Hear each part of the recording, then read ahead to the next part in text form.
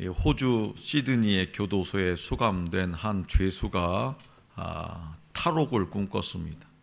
그는 빵 배달차가 일정한 시간에 교도소에 오는 것을 눈여겨 지켜봤습니다. 그리고 감시가 소홀한 틈을 타서 은밀히 그 차 안에 숨어들었습니다. 그런데 여기 차 안에는 산소가 부족해가지고 숨이 막힐 정도로 답답해서 온 몸이 땀과 먼지로 범벅이 됐습니다. 그러나 그는 얼마 후 펼쳐질 이 감옥 생활이 아니라 자유로운 삶을 상상하면서 고통을 꾹 참아냈습니다. 이윽고 차가 멈췄습니다. 그는 주위를 살핀 후에 차에서 내렸습니다. 이제는 어떤 구속도 없는 행복하고 자유스러운 삶을 살리라. 그러나 그 빵 배달차가 도착한 곳은 인근에 있는 다른 교도소였어요. 그는 곧바로 붙잡혀가지고 다시 감옥으로 보내졌습니다. 그가 자유를 소망하며 탈출한 곳은 결국 다른 감옥이었다는 거죠. 인간의 삶도 마찬가지입니다. 그러니까 근본적인 죄의 문제를 해결받지 못하면 우리 모두는 다른 감옥으로 탈출하는 어리석은 죄수일 수밖에 없습니다. 그러니까 죄의 감옥에서 완전히 벗어날 때 비로소 우리는 자유를 얻게 됩니다. 마가복음 5장에는요 2,000마리 귀신에 들린 거라사인의 이야기가 나옵니다. 그는 더럽고 사나운 귀신에 붙들려서 정신분열을 일으켰습니다. 그의 의식은 불안, 공포, 절망, 고독, 탐욕, 이기심 같은 죽음의 기운에 잠식되어서 이미 하나님이 주신 자유를 상실한 상태였습니다. 그래서 그가 선택할 수 있는 것은 오직 타락하는 것, 또 굴욕과 방종뿐이었습니다. 좌절과 절망과 분노로 가득 차서 무덤 사이에서 소리 지르는 그에게서 죄로 인해 자유를 상실한 인간의 적나라한 모습을 발견할 수 있습니다. 그래서 이 이야기는 죄의 속박 아래에서 신음하며 타락하고 방종하고 굴욕을 마치 자유인 양 착각하는 현대인의 모습을 그대로 투영하고 있습니다. 다시 말해서 문화가 발전하고 삶이 풍요로워질수록 여러 가지 방법으로 우리를 넘어뜨리려고 한다는 거예요. 창조 이야기를 보면 먹음직하고 보암직하고 지혜롭게 할 만큼 탐스러운 열매 앞에서 인간은 하나님의 말씀을 저버리고 불순종의 길로 들어섭니다. 그래서 이것을 신학적으로 뭐라 하냐? 원죄라고 합니다. 사도 바울은 인간의 원죄의 모습을 사도 바울은 육신의 정욕, 안목의 정욕, 이생의 자랑이라 이렇게 표현했습니다. 육신의 정욕, 안목의 정욕, 이생의 자랑이라.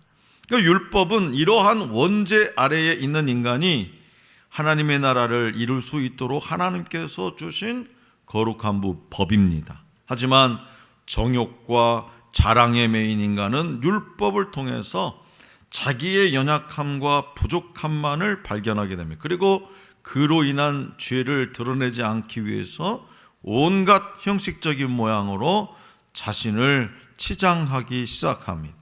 예배, 교제, 봉사, 교육 등 하나님 나라를 이루기 위한 인간의 모습이 어떤 형식적인 틀 안에 감추어져서 그럴듯하게 치장됩니다. 현대인은 자신의 어떤 유익이라든가 욕심, 자랑에 따라서 움직이며 살아갑니다. 하나님과의 관계에서도 자기 유익을 먼저 생각합니다. 내가 교회를 다니면 뭐가 유익할까? 그런 걸 먼저 생각한다는 것. 먹음직하고 보암직하고 탐스러운 열매 앞에서 자기 유익을 위해서라면 언제든지 변해버릴 수 있는 껍데기만 그럴듯한 그런 신앙인이 되고 마는 것이죠. 진리를 알지니 진리가 너희를 자유롭게 하리라. 아들이 너희를 자유롭게 하면 너희가 참으로 자유로우리라. 예수님은 오늘 우리에게 진리를 말씀하십니다. 진리는 예수님이요 곧 말씀입니다. 세상의 욕심과 자랑으로 가득 찬 우리를 죄의 사슬에서 해방시키고 자유롭게 하시는 분은 오직 예수님입니다. 진리가 너희를 자유롭게 하리라 라는 선언은 사회적 자유가 아니라 어둠의 죄악으로부터 풀려나는 영적인 자유를 말합니다. 사회적으로는 노예이지만 영적으로 자유로울 수 있다는 거예요. 반대로 사회적으로는 자유인이면서도 영적인 노예로 지내는 사람이 많이 있습니다. 그렇기 때문에 여기서 말하는 자유는 외부적인 자유가 아니라 내부 깊은 곳에서의 자유를 말하는 거예요. 이 자유는 위로부터, 다시 말해서 하나님으로부터 오는 중생을 통해서, 하나님을 믿는 믿음 아래에서 생겨나는 그런 중생을 통해서 얻게 됩니다. 예수 그리스도를 나의 구세주라 믿고 또 예수 믿으면 천국에서 살아갈 수 있다라고 하는, 예수 믿으면 예수님이 내 죄를, 모든 죄를 다 짊어지시고 사하셨다고 하는 그 고백, 그 믿음 속에서 내가 다시 새 사람으로 태어나는 그 중생을 통해서 이 내적 내부 깊은 곳에서의 자유를 우리는 얻게 된다는 거예요. 예수님 당시 유대인들은요, 정치적으로 로마의 지배를 받는 상태였어요. 로마의 지배, 식민지에 놓여 있었다는 거죠. 또 그 이전에도 바벨론이나 애굽 등 강대국의 노예 생활을 많이 했어요. 하지만 종교적으로는요, 강한 자부심이 있었습니다. 그리고 우리가 일제 시대 때 36년 동안 그 일본으로부터 지배를, 식민지를 살았어도 뭐라고 해요? 우리는 한 민족이라고, 하나의 민족이라고. 그런 강한 자부심이 이 이스라엘 백성 유대인들에게도 있었다라는 거죠. 그래서 아브라함의 자손이라는, 아브라함의 자손이 뭐예요? 하나님이 택하신 백성이라는 거예요. 그 백성이 누구냐? 나라는 거예요. 비록 내가 지금 애굽에 끌려와가지고 바벨론에 끌려와가지고 지금 로마로부터 식민지 생활을 해서 노예 생활을 하고 있다 할지라도 나는 이래봬도 하나님이 선택하신 하나님의 백성, 그 자손이라는 거예요. 그런 최고의 영적 우월감이 있던 그들에게 예수님이 자유를 주겠다고 선언하시자 자신들의 영적 자부심이 완전히 무시당했다고 느꼈을 겁니다. 왜? 예수님을 메시아로 몰랐기 때문에, 예수님이 하나님이시라는 사실을 몰랐기 때문에, 예수님은 그저 나사렛 촌뜨기 목수의 아들이었기 때문에. 그들은 아브라함을 통해서 주신 그 은혜를 언급하면서 자신들이 아브라함의 자손으로서 영적으로는 노예가 되어 본 적이 없다고 주장했어요.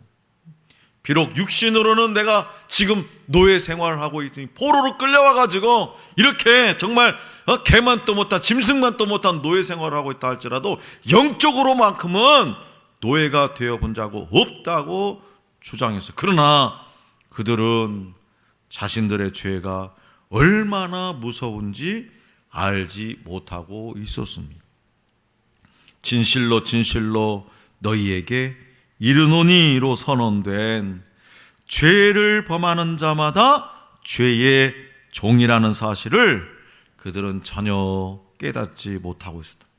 하나님의 백성이라는 것, 하나님이 택하신 선민, 그의 자손이라는 것, 그건 알고 있었지만 죄의 종이라는 사실을 그들은 전혀 깨닫지 못하고 있어요. 그래서 자신들이 얼마나 오랫동안 죄의 종으로 살아왔고 지금도 여전히 노예 상태에 있다는 사실을 모르고 있었던 거죠. 물론 이 사실은요, 오늘날 저와 여러분들에게도, 그리고 이 땅의 모든 사람에게도 해당이 됩니다.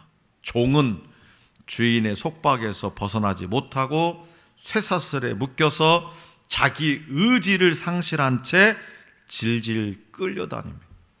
죄를 지은 인간은 예외 없이 모두 죄의 종으로 살고 있는 거죠. 유대인들은요, 자신이 노예인 줄도 모른 채 주인의 집에서 잠깐 동안만 누리며 살고 있을 뿐인데도 자신들이 영원히 집에 거하는 것으로 착각하면서 살고 있었습니다. 그러나 노예의 자유는 잠시뿐, 어느 순간에 쫓겨나거나 팔려갈지 모릅니다. 대표적인 예가 누구냐? 바로 사라의 여종 하갈의 경우입니다. 그러나 주인의 아들은요, 이런 것을 전혀 걱정할 필요 없습니다. 원래 태생이 주인의 아들로 태어나면 진정한 자유를 영원히 누리며 살 수 있습니다. 더 중요한 것은 자신이 자유를 누리면서 영원히 집에 거하는 것은 물론이고 종들에게 그 자유를 나눠줄 수 있다는 거예요. 이것은 종이 완전한 자유를 누릴 수 있는 비결이자 복음입니다. 그래서 인간은 죄의 종입니다. 나는 육신적으로는 종이 아닌데, 나 자유인인데 라고 생각할 수 있다면 예수님 당시의 유대인과 똑같은 생각을 하고 있는 거예요. 예수님은 뭐라고 했습니까? 죄의 종이라 말씀하셨습니다. 무거운 죄의 짐으로부터 벗어나지 못하면 아무도 형벌을 피해갈 수 없습니다. 마지막 심판날. 그래서 구원의 서광은 자신이 죄인임을 분명하게 깨닫는 거예요. 아무리 자유로워 보여도 근원적인 죄의 속박을 알지 못하면 구원의 길은 열릴 수 없습니다. 그리고 죄의 짐은 우리 스스로 해결할 수 없습니다. 세상의 우상이나 즐거움들은 우리가 죄에 매여 있다는 사실을 잠시 잊게 해줄지 모릅니다. 그러나 잠시 고통을 잊게 하는 어떤 말초적인 쾌락에 의지하는 것은 근본적인 치유책이 아닙니다. 오히려 중독에 빠지게 해서 우리를 더욱 올가맵니다. 인류가 자유를 위해서 어떤 고안한 노력들은요, 쉽게 물거품이 되곤 합니다. 인류가 진정으로 자유롭고자 한다면 죄 문제를 해결해야 돼요. 하나님의 아들이신 예수님은 인간의 죄 문제를 해결하고자 오셨습니다. 하나님의 집에 거하는 주인이시기에 죄의 종인 인간들에게서 모든 속박을 끊어버리고 하나님의 집으로 인도해 주십니다. 그래서 자유케 하는 아들을 영접하고 그분과 연합한 자만이 하나님의 집에 들어갈 수 있습니다. 왜요? 예수님만이 우리를 자유케 하시기 때문이죠. 이탈리아 북부 알프스 남쪽 기슭의 발데지라는 계곡은 루터의 종교개혁이 있기 400여 년 전에 이미 종교개혁 운동이 벌어졌던 곳이라고 합니다. 1176년 5월 리옹이라는 도시에 발도라는 한 상인이 있어. 이 발도라는 한 상인이 거리에서 어느 성자의 기도를 듣게 돼요. 그 후에 그는 이 발도라는 상인은 재산을 다 팔아가지고 일부는 아내에게 주고 그 나머지는 모두 가난한 사람들에게 나눠줍니다. 그리고 자신은 초대교회 사도들을 본받아서 하나님의 말씀을 전하면서 가난하게 살기로 서원합니다. 그러나 그의 설교를 인정하지 않는 리옹의 대주교와 교황청에 의해서 1184년에 추방을 당하고 맙니다. 이 상인과 같은 사람들, 이 발도라는 상인과 같은 사람들을 뭐라고 얘기하냐? 발도교도라. 이렇게 발도라는 상인의 이름을 따서 발도교도라고 했는데, 이후 심령이 가난한 사람들 혹은 그리스도의 가난한 사람들이라고 불렀습니다. 그래서 이들은 심한 박해를 피해서, 종교적인 박해를 피해, 신앙의 박해를 피해서 깊은 산속 동굴에 모여가지고 찬송을 부르고 기도하고 예배를 드렸어요. 이들이 숨어서 예배를 드렸던 동굴 입구 바위에 자유와 진리를 위해 피 흘리며 순교당한 이들이 예배 드렸던 장소라고 라는 안내문이 적혀 있다고 합니다. 자유와 진리를 위해 피 흘리며 순교당한 이들이 예배 드렸던 장소. 그래서 안으로 들어가면 한참 들어가게 되면 꽤 커다란 광장이 나온대요. 사방은 컴컴한데 위에서 딱 한 줄기 빛이 들어온대요. 어디서 들어온 거죠? 바위 틈에서 들어온 거죠. 그들은 이곳에서 이 발도 교도들은 그 동굴 속에서 무엇을 깨달았을까요? 진리가 너희를 자유롭게 하리라. 이 말씀이 아닐까요? 비록 신앙의 박해를 피해서 동굴에서 예배를 드렸지만 그들은 자유의 영으로 진리 안에 거했던 거예요. 그리스도의 진리가 그들을 진정으로 자유하게 했습니다. 그래서 사도 바울은 이 진리를 체험하고는 이렇게 외쳤죠. 주는 영이시니 주의 영이 계신 곳에는 자유가 있느니라. 주는 영이시니 주의 영이 계시는 곳에서는 자유가 있느니라. 사랑하는 성도 여러분, 모든 사람은요 세계관을 가지고 있어요. 세계관. 세계관이 뭐냐? 이 세상을 바라보는 눈. 이 세상을 어떻게 바라보냐? 어떤 생각을 가지고 바라보냐? 이 세상을 바라보는 눈이 세계관입니다. 하나님은 그분의 영광을 위해서 세상을 창조하시고, 누구의 영광이요?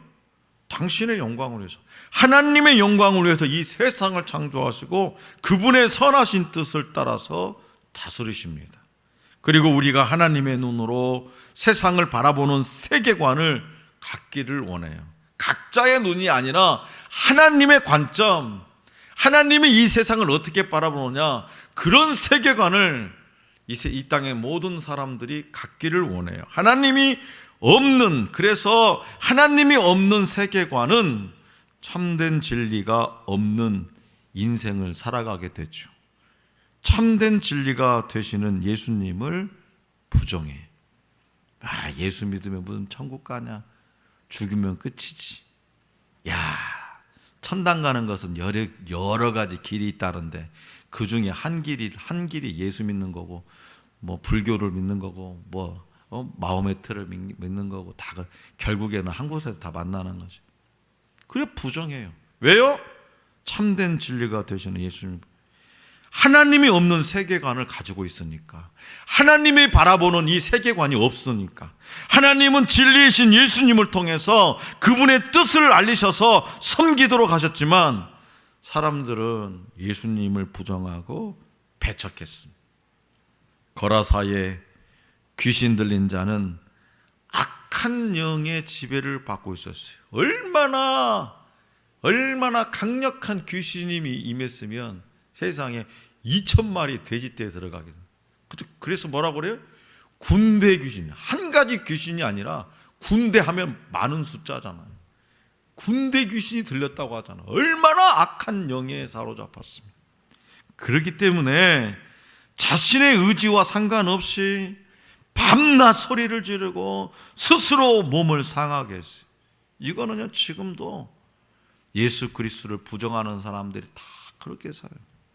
밤낮 소리를 지르고, 어떻게 소리를 지르고, 어떤 사람은 담배를 뻑뻑 퍼대면서 소리를 지르고, 부셔라 마셔라 하면서 술 퍼먹으면서 소리를 지르고, 어떤 사람은 시끄러운 나이트 가서 막 몸을 흔들어대면 소리를 지르고 스스로 몸을 상하게 합니다. 어떤 사람은 밤새도록 게임에 빠져가지고 소리를 지르고, 어떤 사람은 아무 이유 없이 지위에 있는 사람을 괴롭히고. 그러나 진리가 없는 인생, 진리를 부정한 인생에게 진리이신 예수님이 직접 찾아오셨어요. 거라사에 귀신 들린 자에게. 예수님은 진리를 모르는 이 귀신 들린 자를 불쌍히 여기셔서 그에게 더러운 귀신을 쫓아주시고 자유롭게 하셨습니다. 자, 그렇다면 오늘 저와 여러분들에게도 진리이신 예수님이 주시는 자유가 있습니까? 자유롭게 하는, 여러분을 영적으로 자유롭게 하는 여러분의 내부 깊은 곳을 자유롭게 하는 그 진리가 있습니까? 우리는 이 땅에서 노예로, 또 우리의 육신은 노예로 살아가고 있는 줄 몰라. 취업의 문제, 뭐 학교 공부의 문제, 뭐 삶의 어떤 경제적인 문제, 건강의 문제, 그런 모든 그 육신의 노예로 살아가고 있는데, 우리가 비록 육신의 노예로 그렇게 살아갈다 할지라도 하나님이 바라시는 그런 세계관을 가지고 살아간다고 하면 우리는 그 진리가 우리를 자유케 하는 그 자유를 누릴 수가 있게 되는 거죠. 죄의 짐은 무겁고 고통스럽습니다. 믿음의 사람은요, 이 짐을 벗고 참된 자유를 누릅니다. 세상에 속하지 않았으므로 상황이나 사건에 좌우되지 않는 자유입니다. 자칫 허무로 끝나버릴 세상의 행복을 온전하게 해주는 자유입니다. 그러므로 진리이신 예수 그리스도를 믿음으로 이 자유를 마음껏 누릴 수 있기를 원합니다. 우리 안에 있는 욕심과 자랑을 벗어버리고 진리이신 예수님이 주시는 참된 평화와 자유가 우리 모두에게 임하기를 간절히 기원합니다.